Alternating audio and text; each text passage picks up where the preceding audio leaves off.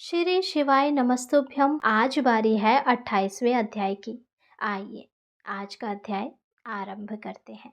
श्रावण मास के अब सिर्फ कुछ ही दिन शेष रह गए हैं।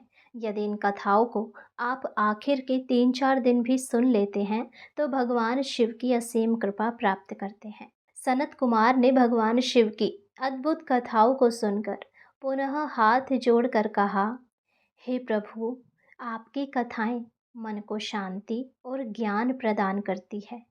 कृपया मुझे श्रावण मास के महत्व से जुड़ी कोई और कथा सुनाएं, जिससे भक्तों को यह ज्ञान मिल सके कि इस मास में की गई पूजा का क्या फल मिलता है और इसका क्या प्रभाव पड़ता है।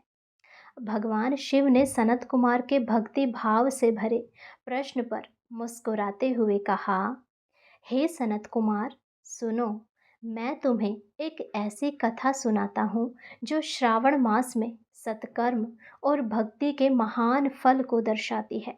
यह कथा एक गरीब वैश्य और एक चोर की है। प्राचीन समय में एक नगर में कनक प्रभा नाम का एक अत्यंत गरीब वैश्य रहता था। वह दिन भर कड़ी मेहनत करता था, लेकिन फिर भी उसके पास पर्याप्त धन नहीं था। वह बहुत ही धार्मिक था और श्रावण मास में भगवान शिव की पूजा पूरी श्रद्धा से करता था। वह हर सोमवार को व्रत रखता था और अपनी थोड़ी सी कमाई से शिव मंदिर में घी का दीपक जलाता था। उसी नगर में एक बहुत ही क्रूर और निर्दयी चोर भी रहता था, जिसका नाम था घोरानंद। वह लोगों को लूटकर अपना जीवन चलाता था। एक रात घोरानंद चोरी करने के लिए निकला और संयोगवश उसी गली में पहुंचा जहां कनक प्रभा का घर था। उसने कनक प्रभा के घर में सेंध लगाई, यह सोचकर कि वहां कुछ कीमती सामान मिल जाएगा। जब वह घर के अंदर पहुंचा तो उसने देखा कि घर में कुछ भी कीमती नहीं था। वह निराश होकर लौटने लगा। उसी समय उसकी नज़र एक छोटे से कोने में रखी एक पोटली पर पड़ी, जिसमें कुछ सिक्के थे। यह वही पोटली थी जिसे कनक प्रभा ने अगले सोमवार को दीपक और पूजा की सामग्री खरीदने के लिए रखा था। अब घोरानंद ने पोटली उठा ली और भागने लगा। तभी उसकी नज़र मंदिर की ओर गई, जहां कनक प्रभा ने जलाया हुआ एक दीपक टिमटिमा रहा था। घोरानंद के मन में अचानक एक अजीब सा विचार आया। उसे लगा कि दीपक की लौ में एक पवित्रता है।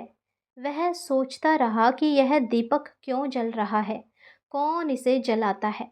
जब वह वापस लौटकर मंदिर के पास पहुंचा तो उसने देखा कि कनक प्रभा स्वयं हाथ जोड़कर भगवान शिव से प्रार्थना कर रहा था।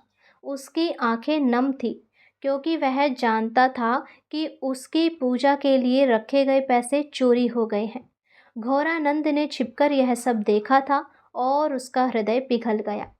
उसने तुरंत पोटली निकाली और कनक प्रभा के पास जाकर कहा, हे सज्जन, मैं बहुत बड़ा पापी हूँ और मैंने तुम्हारे ये पैसे चुराए थे, लेकिन तुम्हारी भक्ति और इस दीपक की लौ को देखकर मेरा मन बदल गया।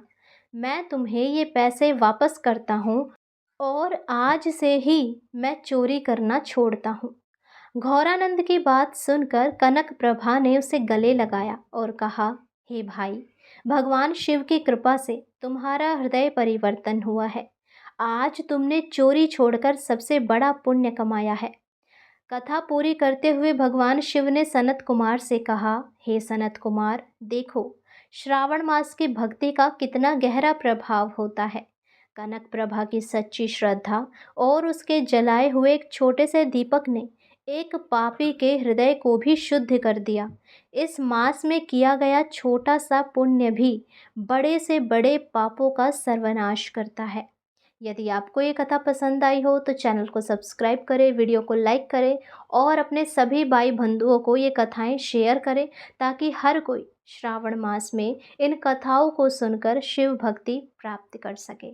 हर हर महादेव, जय शिव शंभू।